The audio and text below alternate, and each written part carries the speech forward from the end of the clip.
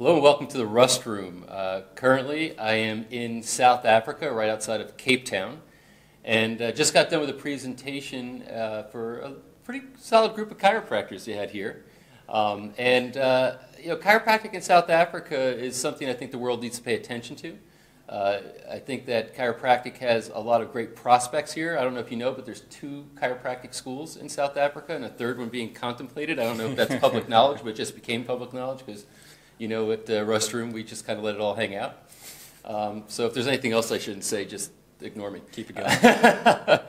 Anyway, so if you watched our Philosophy Summit too, we had chiropractors from all around the world that were a part of it. And one of them was from South Africa, and that was Dr. Greg Venning. So Greg, first of all, I want to say thank you for participating in that experience. Tell me, just in short, how do you see chiropractic in South Africa?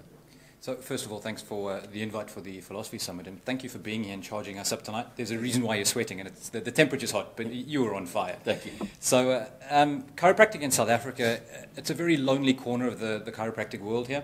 It becomes quite insular, and I found that to get a bigger vision, we often have to travel outside of the borders, so having somebody like you come in is just incredibly valuable.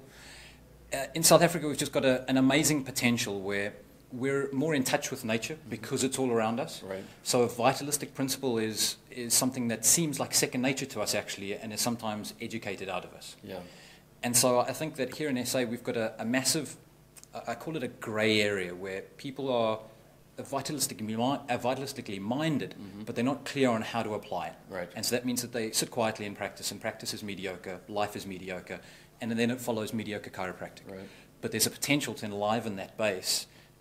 And to be a model for the world to follow, where we can have different spectrums of chiropractors mutually benefiting. Yeah. Now, it's interesting, you told me that this is a fairly new office they just moved into, Yep. and that this is one of the few open adjusting offices in South Africa. So what caused you to do that, and what kind of response are you getting from your colleagues? Yeah, so as far as we know, it's probably one of the only ones. And I was educated in a very mechanistic mindset, closed room, private adjustments. And at some point I realized that I kept hearing about another side of this chiropractic coin, and I realized that I needed to go and explore it for myself. So I left our sunny shores and I went to the grey damp of the UK.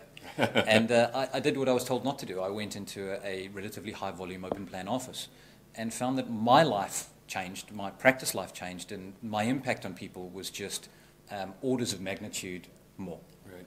So you came back here then with that experience and decided that you were going to continue to apply it here. How have you been received as far as your colleagues? Did they think you were weird? Did they want to learn more about what you're doing?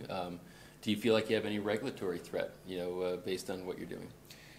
Well, first of all, colleagues, when we first arrived, we were met with ambivalence. I think we're kind of new kids on the block, so that's fine. You kind of have to prove yourself. Right. Some people were intrigued, and some people, they're so busy in their daily life that they couldn't even get their head up for air. Okay.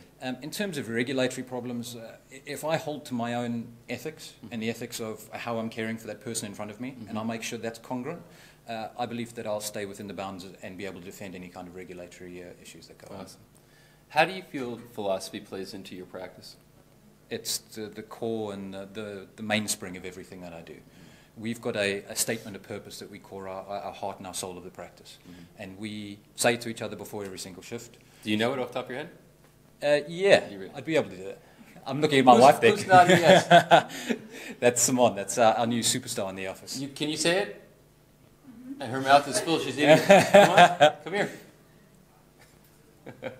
Simone. Yes, Simone. I met you on the way in. Thank you. Yes. So I want you to come over here, stand in front of us, or behind us. Okay. And look into the camera. Okay. And I want to hear the statement of purpose for the practice. Cool. Okay. So we've got to do it with some eye contact going. So we're going to turn away from the camera. Okay, go ahead. Okay. So, bubbling laughter cascades in our warm, well-appointed office that is flourishing with a legendary reputation for excellence and is growing organically. We are a fun-loving team that is being the change we want to see in the world.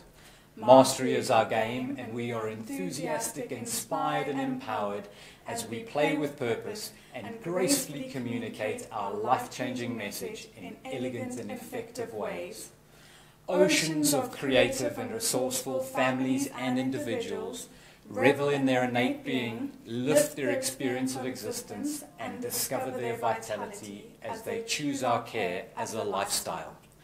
These committed local and international ambassadors gladly invest their time, their energy, and money with us. Our service lifts the stream of human consciousness and propels the evolution of mankind as each adjustment to minds and bodies resonates waves of love and prosperity throughout the universe. You have to say the game on. Wow. Wow. That was awesome. So that's our philosophy. And so how often do you do that? Before every shift. Every shift, that connection happens. Yep. What else can I say here? Folks, did you just get that? And incidentally, for CAs who are watching this, or for chiropractors who haven't had their CAs watch this yet, they need to see what it could be. There's multitudes of things that we could talk about here, but we're going to stay focused on this for a minute. I think it's the gem. I don't want to try to go past it. Number one, you do it together. Yep. Number two, you have eye contact, yep. which brings, it's a vitalistic expression, not a mechanized, memorized one, which is congruent with what chiropractic is, right? Number three, when you're saying it, both of you, animation, feeling.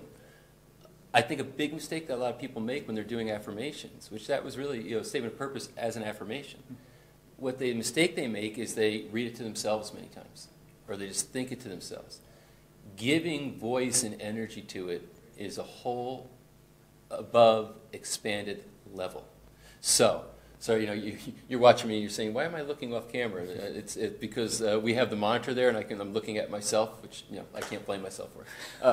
But the bottom line is that you connect with the words on a energetic level, on a spiritual level, literally. You bring them to life as compared to saying, oh, this is a nice thing we did on a weekend seminar and now we're going to just let it, we're going to read it, or read it to ourselves. The staff is engaged, the purpose is clear. The expression of the purpose is vibrated through the words. What else can I say? That was beauty. That was a purely beautiful thing. And rewind and listen to it. I'm going to listen to it a few times because the words themselves, the composition is extraordinary. Can you imagine going to any kind of a healthcare practitioner and having people that before every shift the staff gets together with the doctor and that's what they connect on before they go serve people? That should be happening in your office. Can you imagine if medical doctors started doing that? Can you imagine if any other type of practitioner started doing that? Then it would be vitalism. That's what it's all about. Greg, all I can say is you are and need to continue to be on an expanded basis a leader in this country. I know you're going to be, which is why when I knew I was coming, I contacted you. I'm just impressed with what you're doing, and I'm just completely enamored with what I just saw. And I want to leave it at that because I think that there's nowhere to go from there. Fantastic. Thank you so much for everything you do. Thank you, Patrick. Any last words you want to say to all the people watching? When we think about that statement of purpose, we put our marketing through there. We put everything that we think of goes through that lens. And when you put your thinking hat on and you put your feeling together, that's when you create a state of being, and that's what resonates and attracts prosperity. Awesome. So this was a makeshift excuse. We're not technically perfect here with the lights, the sound, etc., but the content is what matters. And man, you just got some good stuff. So thanks for watching Restroom.